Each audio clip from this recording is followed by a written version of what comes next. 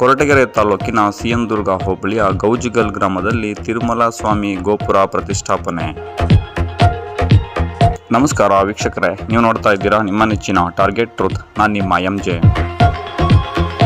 ಕೊರಟಗೆರೆ ತಾಲೂಕು ಸಿಎಂದುರ್ಗ ಹೋಬಳಿಯ ಗೌಜಿಗಲ್ಲು ಗ್ರಾಮದಲ್ಲಿ ಶ್ರೀ ತಿರುಮಲ ಸ್ವಾಮಿ ದೇವಸ್ಥಾನದ ನೂತನ ಗೋಪುರ ಕಳಶ ಸ್ಥಾಪನೆ ಮತ್ತು ಮಹಾಗಣಪತಿ ಪ್ರತಿಷ್ಠಾಪನೆ ಹಾಗೂ ಧರ್ಮ ಸಮಾರಂಭ ಮಹೋತ್ಸವ ನೆರವೇರಿಸಲಾಯಿತು. ಶ್ರೀ ಬಾಳೆಹೊನ್ನೂರು ಶಾಖಾ ಖಾಸಾ ಮಠದ ಸಿದ್ದರಬೆಟ್ಟದ ಶ್ರೀ ವೀರಭದ್ರ ಶಿವಾಚಾರ್ಯ ಮಹಾಸ್ವಾಮಿಗಳು ಇವರ ಅಮೃತ ಹಸ್ತದಿಂದ ತಿರುಮಲೇಶ್ವರ ಸ್ವಾಮಿ ದೇವಸ್ಥಾನಕ್ಕೆ ನೂತನ ಗೋಪುರ ಕಳಶ ಸ್ಥಾಪನೆ ಮಾಡಿದರು. ತಿರುಮಲೇಶ್ವರ ಸ್ವಾಮಿಗೆ ಪುಷ್ಪಾರ್ಚನೆ, ಮಂಗಳಾರತಿ, ತೀರ್ಥಪ್ರಸಾದ ವಿನಿಯೋಗ ಮತ್ತು ಅನ್ನಸಂತರ್ಪಣೆ ಅವರ ಸಮ್ಮುಖದಲ್ಲಿ ನೆರವೇರಿಸಲಾಯಿತು. ಇನ್ನು ಈ ಸಂದರ್ಭದಲ್ಲಿ ಬಂದಂತಹ ಭಕ್ತಾದಿಗಳಿಗೆ ಧರ್ಮ ಪ್ರವಚನ ನೀಡಿದರು. ಹಾಗೆ ಮಂಗಳವಾದ್ಯ ಮತ್ತು ವೀರಗಾಸೆಯೊಂದಿಗೆ ಸ್ವಾಮೀಜಿಯನ್ನ ಬರಮಾಡಿಕೊಂಡರು. ಊರಿನ ಹೆಣ್ಣು ಮಕ್ಕಳು ಮಡಿಲಕ್ಕಿ ಭಾಗ್ಯವನ್ನು ದೇವಸ್ಥಾನದ ಆಡಳಿತ ಮಂಡಳಿಯಿಂದ ನೆರವೇರಿಸಿದರು.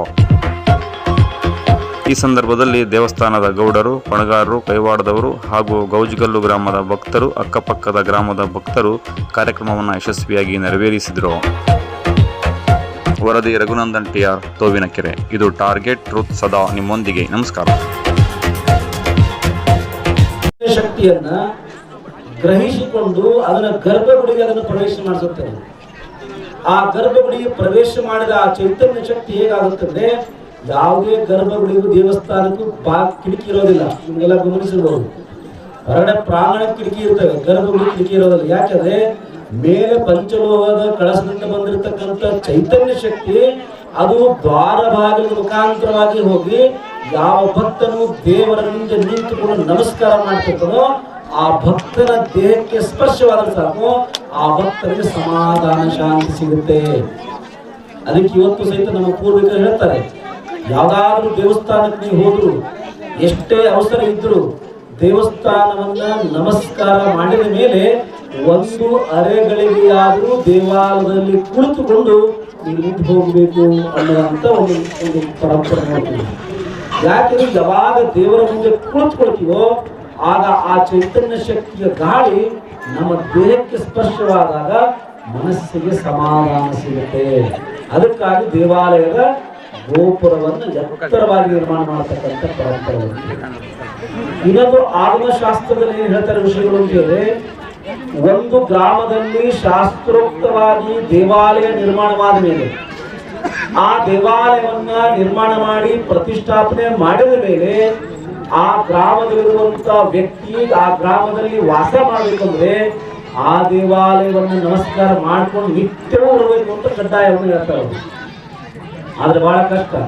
ನಿತ್ಯವೂ ಸಹಿತ ದೇವಸ್ಥಾನಕ್ಕೆ ನಾವು ಹೋಗ್ಲಿಕ್ಕೆ ನಾವೆಲ್ಲ ರೈತಾಪಿ ಜನ ಇರ್ತೇವೆ. ದಿನ ಬೆಳಗ್ಗೆ ತಕ್ಷಣ ಜಮೀನ್ ಕೆಲಸ ಇರುತ್ತೆ, ಇನ್ನೊಂದು ಕೆಲಸಕ್ಕೆ ಹೋಗ್ಬೇಕಾಗಿರುತ್ತೆ.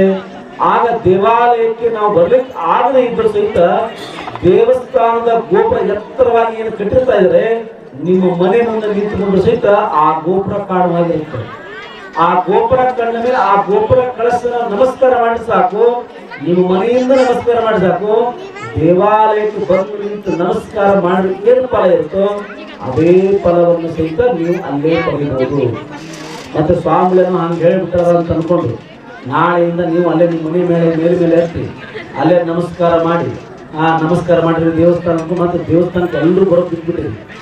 ಯಾಕೆ ಅಂತ ಹೇಳಿದ್ರೆ ಯಾವಾಗ ನಿಮಗ ಅನಿವಾರ್ಯ ನಮಗೆ ಸಮಯ ಇಲ್ಲವೋ ಆ ಸಂದರ್ಭದಲ್ಲಿ ಗೋಪುರ ಕಳಸ ಸ್ಥಾಪನೆಯನ್ನ ಮಾಡಿದ ಮೇಲೆ ಅದನ್ನ ನಮಸ್ಕಾರ ಮಾಡಬೇಕು ಅಂತ. ಅದಕ್ಕೆ ಇವತ್ತು ಶ್ರೀಶೈಲದ ಶಿಖರದಲ್ಲಿ ಒಂದು ಮಾತು ಬರೆದಿದ್ದಾರೆ. ನೀವು ಶ್ರೀಶೈಲದಲ್ಲಿ ನೋಡಿರ್ಬೇಕು. ನೀವು ಶ್ರೀಶೈಲದ ದರ್ಶನವನ್ನು ಮಾಡಬೇಕಾದ್ರೆ ಕಾಡಿನ ಮಧ್ಯದಲ್ಲಿ ಇತ್ತು. ಇವತ್ತು ದೊಡ್ಡ ಫಾರೆಸ್ಟ್ ಇದೆ. ಎಲ್ಲ ನಮ್ಮ ದೇಶದೊಳಗೆ ದೊಡ್ಡ ಫಾರೆಸ್ಟ್ ಇರ್ತಕ್ಕಂಥ ಏರಿಯಾ ನಲ್ಲಗೊಂಡ ಫಾರೆಸ್ಟ್ ಅಂತ ಹೇಳ್ತಾರೆ. ಆ ಫಾರೆಸ್ಟ್ ಎಷ್ಟು ದೊಡ್ಡ ಪ್ರಮಾಣದಲ್ಲಿ ಅಲ್ಲಿ ಅವತ್ತಿನ ಕಾಲದಲ್ಲಿ ಕಾಡು ಪ್ರಾಣಿ ಜಾತಿ ಇತ್ತು. ಶ್ರೀ ತಿರುಮಲೇಶ್ವರ ಸ್ವಾಮಿ ದೇವಸ್ಥಾನದ ನೂತನ ಗೋಪುರ ಕಳಸ ಸ್ಥಾಪನೆ ಹಾಗೂ ಧರ್ಮ ಸಮಾರಂಭಕ್ಕೆ ಸುಮಾರು 75 ವರ್ಷಗಳ ಇತಿಹಾಸ ಇರತಕ್ಕಂತ ಗೌಜಿಗಲ್ ಗ್ರಾಮದಲ್ಲಿ ಇಂದು ವೈಭವಯುತವಾಗಿ ದೇವಸ್ಥಾನದ ಗೋಪುರ ಹಾಗೂ ಕಳಸವನ್ನ ಪ್ರತಿಷ್ಠಾಪನೆ ಮಾಡೋದಕ್ಕೆ ನಮ್ಮ ಗ್ರಾಮಸ್ಥರು ಎಲ್ಲರೂ ಕೂಡ ಹಾಗೂ ಅಕ್ಕಪಕ್ಕದ ಗ್ರಾಮಸ್ಥರು ಕೂಡ ನಮ್ಮ ಗ್ರಾಮದ ಎಲ್ಲ ಹುಡುಗರು ಕೂಡ ಎಲ್ಲಿ ಹೊರಗಡೆ ಎಲ್ಲಿ ಇದ್ದಾರೆ ಎಲ್ಲರೂ ಕೂಡ ಸಹಕಾರವನ್ನು ಕೊಟ್ಟು ಇವತ್ತು ದೇವಸ್ಥಾನವನ್ನ ವೈಭವಯುತವಾಗಿ ಸುಮಾರು 75 ವರ್ಷಗಳ ಇತಿಹಾಸ ಇಷ್ಟು ವೈಭವಯುತವಾಗಿ ಆಗಿಲ್ಲದೆ ಇರ್ತಕ್ಕಂಥ ಕಾರ್ಯವನ್ನ ಇವತ್ತು ನಮ್ಮೂರಿನ ಗ್ರಾಮಸ್ಥರು ಹಾಗೂ ಎಲ್ಲ ಯುವಕರು ಸೇರಿ ಈ ಕಾರ್ಯಕ್ರಮವನ್ನ ಯಶಸ್ವಿಗೊಳಿಸಿದ್ದಾರೆ.